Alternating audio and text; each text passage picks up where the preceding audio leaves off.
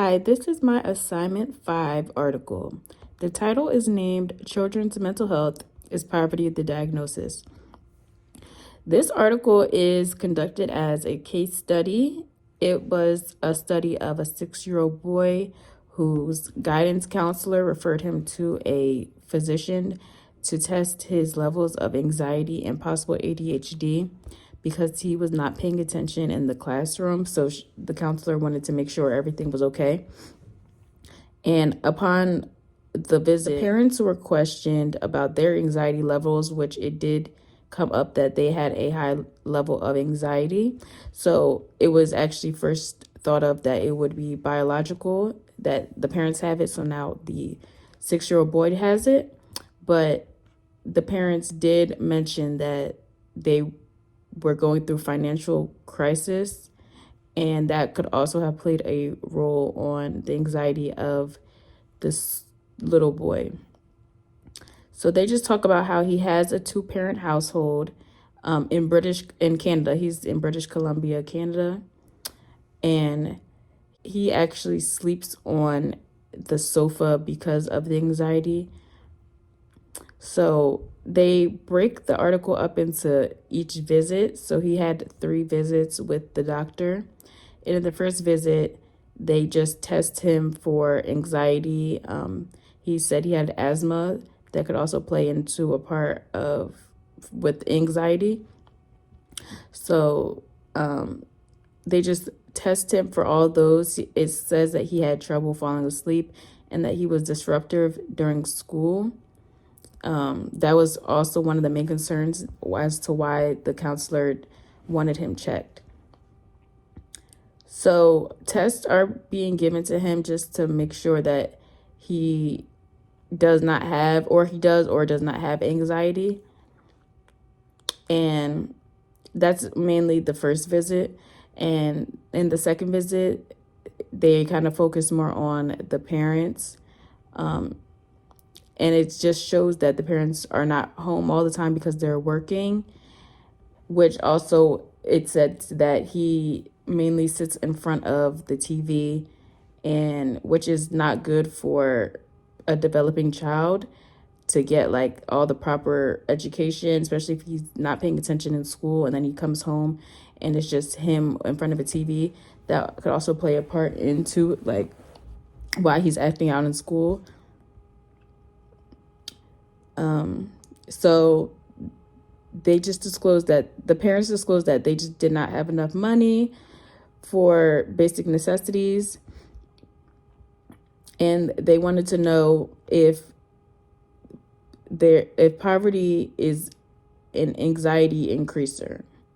So if those who are impoverished, are they more likely to have anxiety, ADHD, and other mental disorder behaviors? The physician does give the family different resources that could help them for the time being financially, like a place to stay where they can get food and just basic necessities. They also wanted to put the child in tutoring or in after-school programs, which he wasn't able to do before because the parents could not afford it.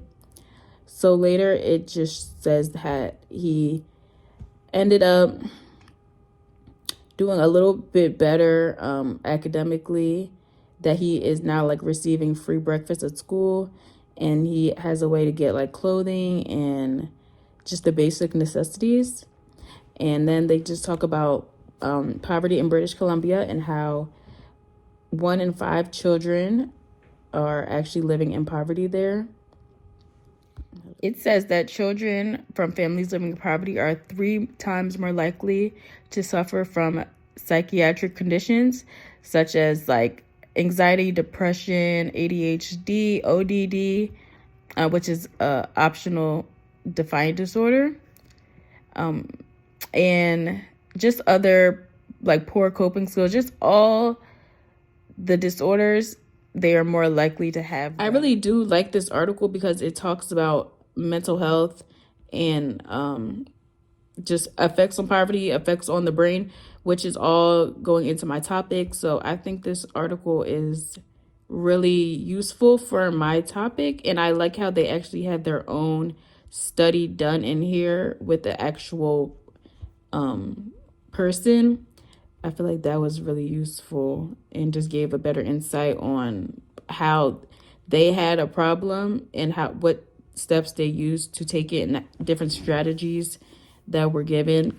Like they weren't sure if it was just him having anxiety and ADHD, or was it they took a step further to see that it was came from him actually having being in poverty. So I feel like that was nice that they included.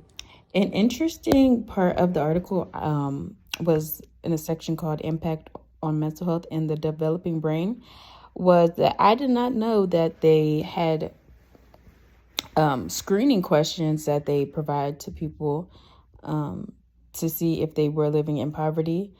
I thought that was really interesting that they had that and that they used those questions to give out resources to those who answer, obviously, questions on like every question on the yes line. I thought that was really interesting. And they also have a table here of just different programs and they have a list of programs. They also have a list of programs that are given through the state and the benefits that come with them. And I feel like that's very useful for people.